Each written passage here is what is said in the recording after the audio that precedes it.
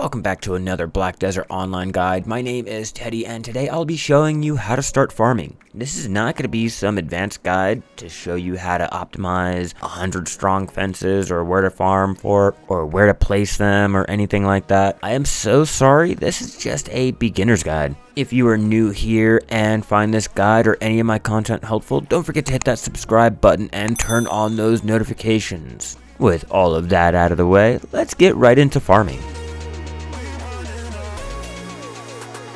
To start farming, you're going to need to have a fence, some seeds, and real actual time. Farming gives materials for cooking, alchemy, corsair training materials, or you could just sell the crops for money. This is going to be slow and a very long, tedious life skill, so be warned, it will get really boring. This is the only life skill that uses CP to use. You can, however, use 10 shabby fences without using contribution, but it will take longer to level. When farming, your crops can be either normal, yielding 60 to 80 crops, high quality, yielding 40 to 60 crops, special, yielding 20 to 40 crops, or magical, yielding plus 15 to 25% more crops than special crops. Workers can be placed on farms like a node so they can prune and keep bugs away, or you can do this yourself manually by walking up to it and hitting the action button, or on the PC hitting R. When pruning or keeping bugs away, this produces farming byproducts and has a chance of giving you a fruit of enchantment or magic, sun, or any of the other fruits regarding the crops. If using a worker, they sometimes have a chance to bring back weeds. It uses the worker's stamina, so it's best to use giants if placing a worker on the farm. You still, however, need to harvest or breed said crop manually though. So let's find out how to get these seeds.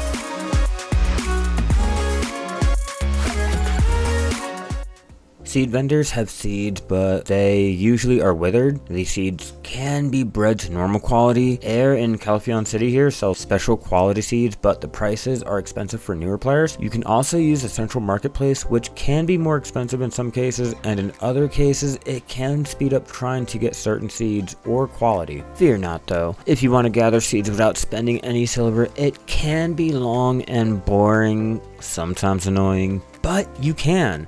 Gathering from fruit trees, shrubs, thickets, and dry thickets, maybe some bushes, can net you some seeds. Gathering mushrooms and herbs has a chance to net you seeds too. Obtaining seeds this way is a hit or miss, and you really don't know what seed you're gonna get, so if you don't get the one that you want or need, just keep gathering. Note: breeding seeds takes hours, so it's easier to buy the seeds even if it's more expensive. Now for mysterious and magical seed. The mysterious seeds produce 7 times the crop. When breeding the seed, you can get the respected fruit like fruit of nature or fruit of power, etc. Magic seeds produce 5 times the crop and take up 5 grid slots, and they require you to have Artisan 1 farming. These seeds are great for saving time and energy, but not so much for leveling up farming. The downsides to these seeds are they give 5 less farming experience chances, 5 times less sharps and hard drop chances when pruning, and it takes Artisan 1 farming to plant them. To obtain magical seeds, you can simply get them by breeding special or magical crops. To get the mysterious seeds, breeding, harvesting, pruning, or killing pests on special and magical crops get you the seed. You can also shake a magic seed with 5 mysterious seeds to change it into a corresponding mysterious seed. Lastly though,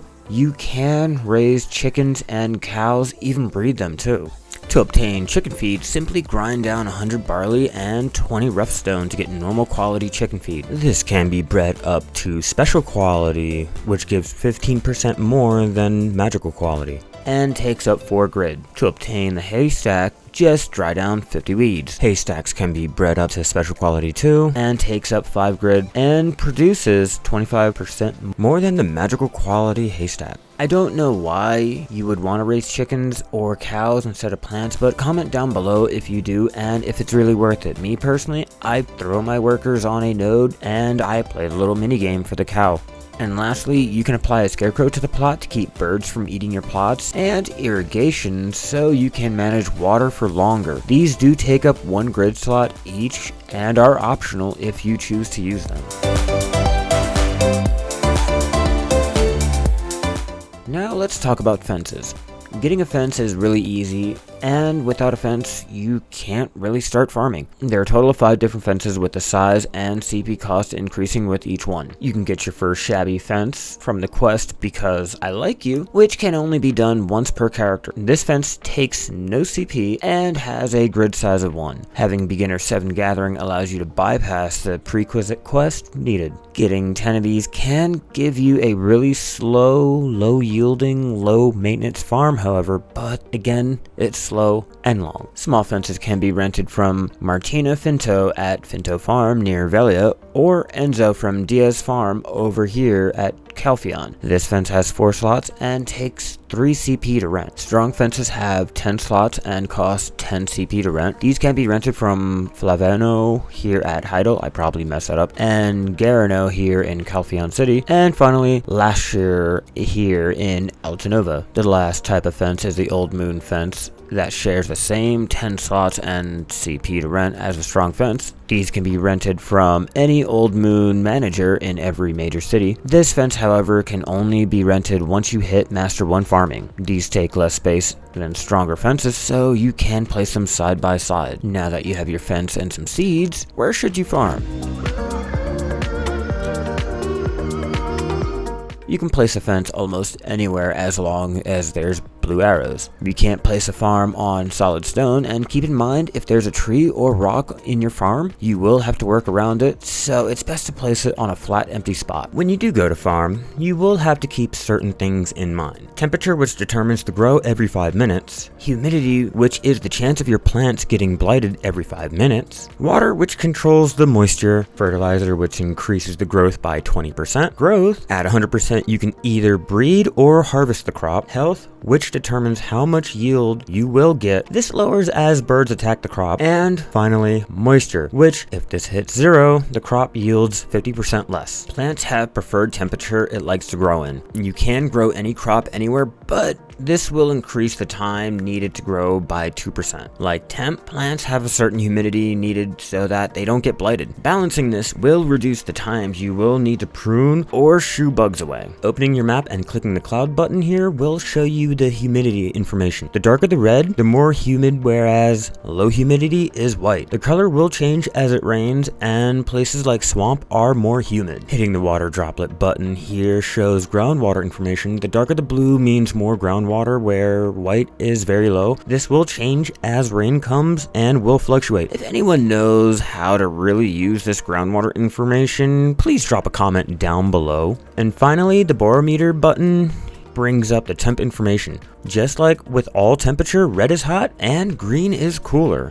One last thing to keep in mind is how close to a town from your farm is. If you are using workers, placing the farm close to Heidel or any major town will make that worker travel faster to the farm. If it's further out, it will increase the time it takes for said worker to work on the farm. If your farm is near a major town, just be warned, you can get murdered while farming, so be careful.